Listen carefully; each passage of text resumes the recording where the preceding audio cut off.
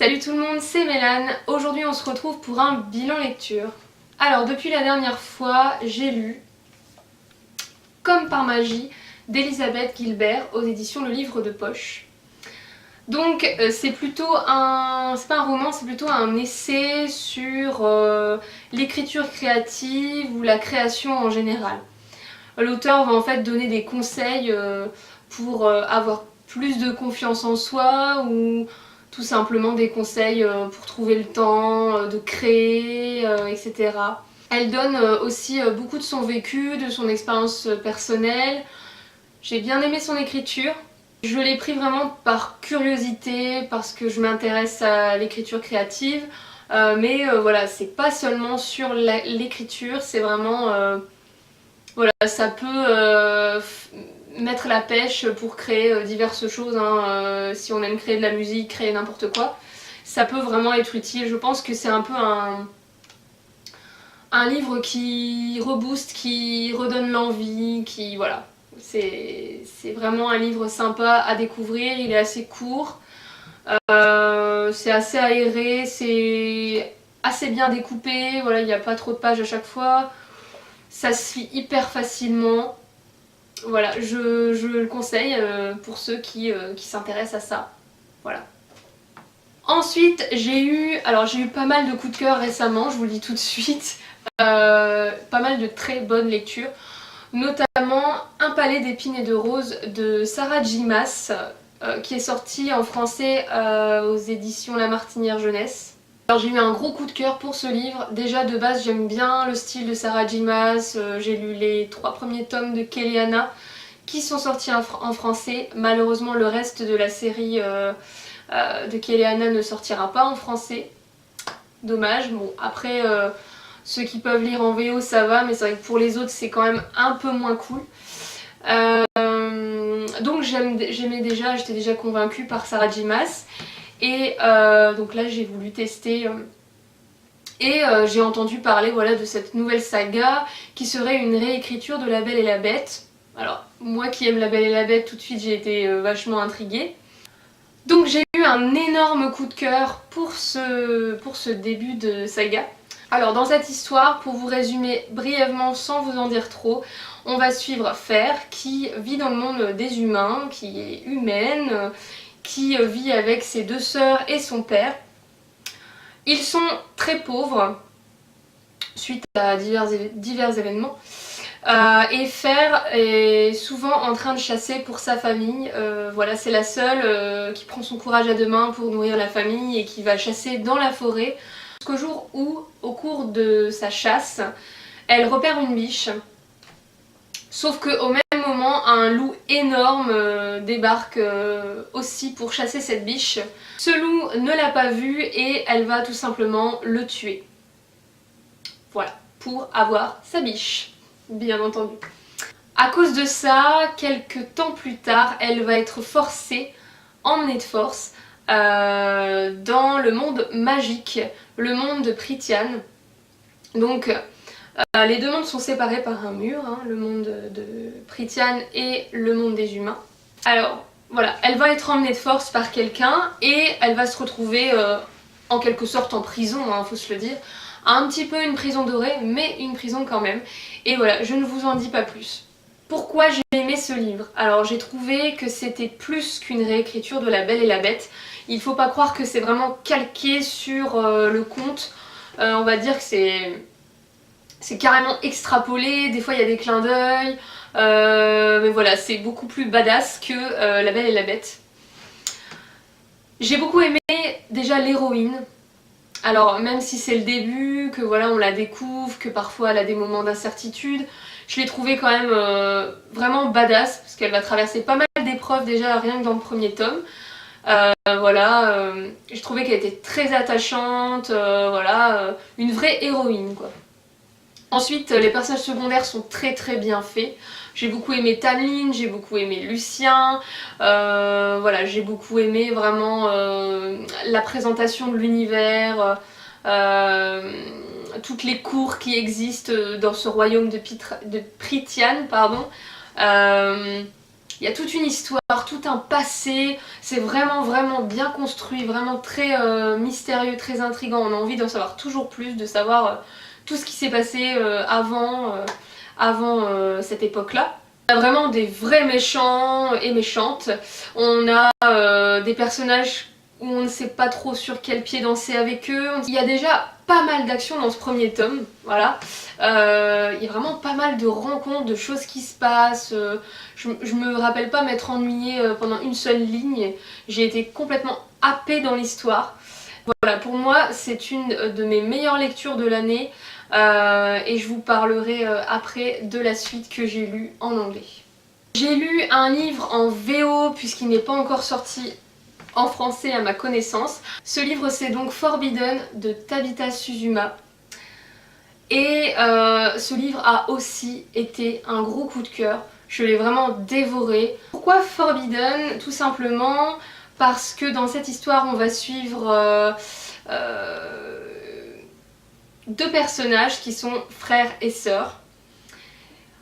Et ils évoluent dans une situation familiale très très compliquée puisque leur père est parti et leur mère est alcoolique et n'est quasiment jamais à la maison.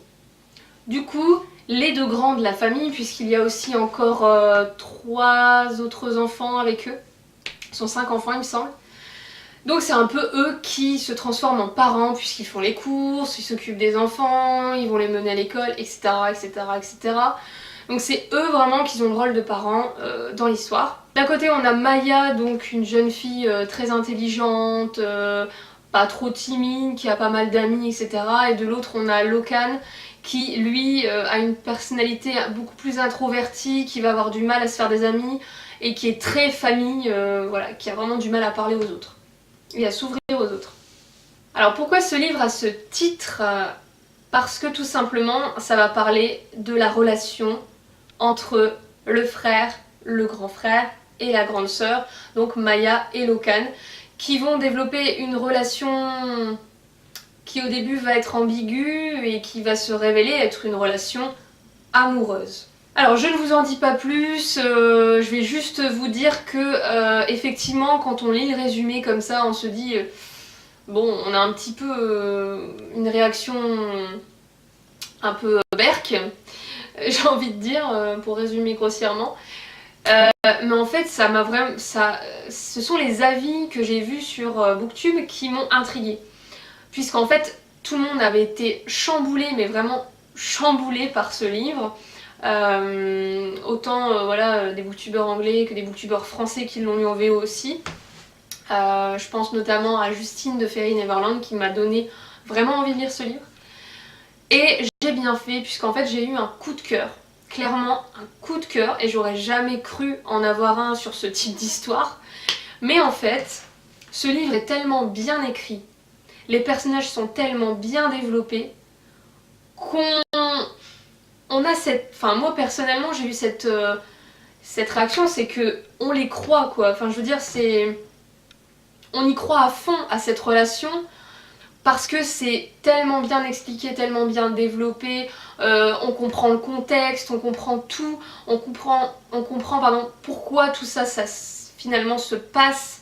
Très bizarre d'expliquer, mais j'ai été très attachée à ces deux personnages, très attristée par ce qui leur arrive. Forcément vous savez, enfin vous comprenez bien que ça va pas être facile pour eux. Voilà et... Mais c'est bizarre mais j'ai pas envie d'en dire trop, j'ai juste envie de vous dire que on ressort pas vraiment de ce livre indemne. Franchement l'auteur a un talent indéniable parce qu'elle a vraiment réussi à m'emporter de A à Z et pourtant c'est un livre VO, j'ai pas non plus l'habitude d'en lire plein et c'était très très très fluide à lire, etc. Ce livre pour moi ça a été une claque, vraiment au niveau des personnages, je crois que c'est le point fort et l'écriture. C'est vraiment percutant, on réfléchit beaucoup, on comprend les personnages malgré le fait que c'est totalement fou finalement. Enfin, ce livre a été en même temps un coup de cœur et en même temps il est tellement dévastateur, tellement triste, tellement vraiment bouleversant, franchement bouleversant. J'ai fini le livre en pleurant Je pleure, non, je vais pas dire que je pleure jamais, je pleure quand même assez souvent, mais là vraiment il m'a marqué et c'est voilà, il sort en français je crois cet été, donc il me semble que c'est chez je crois que peut-être que je dis une grosse bêtise, mais il me semble qu'il sort chez Milady cet été, donc lancez-vous dessus, franchement c'est vraiment une lecture forcément qui change, mais qui est juste bouleversante et voilà, c'est juste à lire quoi. Pour moi c'est un incontournable en contemporain actuellement. Changement de registre, je me suis dit je veux un truc qui parle de voyage et j'ai pris Wild de Cheryl Strayed aux éditions 10-18. Alors, il y a eu une adaptation au cinéma que j'avais vue avant de lire le livre il y a un an. Je crois que c'était la première fois, enfin ça arrive très très rarement que je regarde une adaptation avant de lire le livre. Voilà. En fait, j'avais adoré le film, donc je me suis dit, et je me suis dit quelques temps plus tard, ah, il faut vraiment que je lise le livre, il doit être trop bien, et puis je me souviens pas des détails, donc je vais lire le livre. Et du coup je l'ai lu et encore une fois ça a été encore un coup de cœur. 3 coups de cœur à la suite, c'est trop bien. Du coup, que vous dire sur ce livre? En fait on va suivre Cheryl, puisqu'en fait l'auteur a vécu elle-même cette histoire et c'est une sorte d'autobiographie. Donc on va suivre Cheryl qui n'est pas randonneuse à la base, mais qui va se lancer dans le Pacific Crest Trail, qui est un chemin de randonnée qui va du Mexique jusqu'au Canada. Et en fait, son but c'est de parcourir au moins 1700 km il me semble. Du coup, ce n'est pas une randonneuse de base, elle va juste lire un petit bouquin, se renseigner vite fait, acheter son matériel et tout, et elle va se lancer dans ce parcours. Elle ne fait pas ça comme ça sur un coup de tête, pas vraiment, puisqu'en fait elle a eu pas mal de problèmes dans sa vie, elle a eu des problèmes de famille, de couple, etc. Et du coup elle a besoin de ça, si vous voulez, pour se retrouver elle-même, etc. Voilà, en gros c'est ça. Et ce livre, pareil, il m'a aussi bouleversée, ça donne envie de faire soi-même un voyage comme ça. En plus, elle voyage vraiment seule, donc vous imaginez que c'est encore moins facile. C'est quand même un sacré gros chemin de randonnée, pas évident. Si vous voulez, vous pouvez regarder sur internet le Pacific Crest Trail, il y a plein de photos, c'est hyper intéressant. Voilà, si vous aimez les romans qui parlent voilà, de voyage et en plus de gens qui essaient de comment dire, de se retrouver eux-mêmes, de partir comme ça pour se changer les idées, pour se vider la tête, et ben là c'est vraiment un livre pour vous. Voilà, moi j'ai eu un sacré coup de cœur pour ce livre et pour le film aussi, que j'ai re-regardé après avoir lu le livre. Voilà, pour moi c'est un livre incontournable du genre. Enfin, hier soir, j'ai terminé A Court of Mist and Fury de Sarah J. Maas. Donc là, c'est en VO, c'est les éditions Bloomsbury. Donc c'est la suite d'Un palais d'épines et de roses. Donc le coup de cœur dont j'ai parlé juste avant. Et du coup, que vous dire, il était encore mieux que le premier. C'était vraiment, pour le coup, c'était vraiment une tuerie. Il y avait de l'action du début à la fin. Bon, après, il y a beaucoup de... Enfin, ça fait un peu montagne russe, quoi. On en apprend beaucoup plus sur le passé du royaume de Prythian. On en apprend beaucoup plus sur les personnages. Alors, il y a beaucoup... Il y a un personnage que j'adore et voilà, que tout le monde adore, je pense, c'est Rhysand. C'est vraiment un personnage hyper mystérieux, ni tout blanc, ni tout noir. Comme notre héroïne, d'ailleurs, elle devient... voilà, je vais pas vous spoiler, mais elle devient hyper badass et voilà.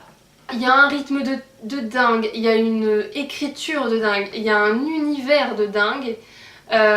L'univers est vraiment bien complet, tout coïncide. Voilà.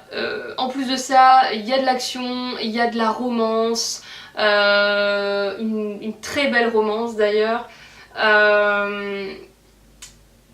Il y a plein d'aspects magiques que j'ai adorés.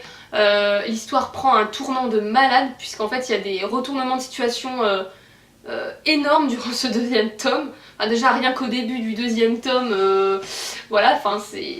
On va dire que ça change du tout au tout quand on nous met des révélations comme ça, tac tac tac tac tac, ça n'arrête plus. Et voilà, franchement je vous conseille de sauter sur cette série, le deuxième était encore meilleur que le premier. Là j'ai qu'une hâte, c'est lire le tome 3 aussi bientôt. Voilà, c'était vraiment super génial. C'était le dernier livre, ma dernière lecture en date puisque je l'ai terminé hier soir. Là je vais en commencer une nouvelle tout à l'heure, je sais pas encore quoi, j'hésite entre 2-3 livres. Voilà, les problèmes de lecteur. Donc j'espère vous retrouver très bientôt pour une prochaine vidéo. Et n'hésitez pas à me laisser en commentaire vos coups de cœur du moment. Je vous souhaite de très bonnes lectures et à bientôt!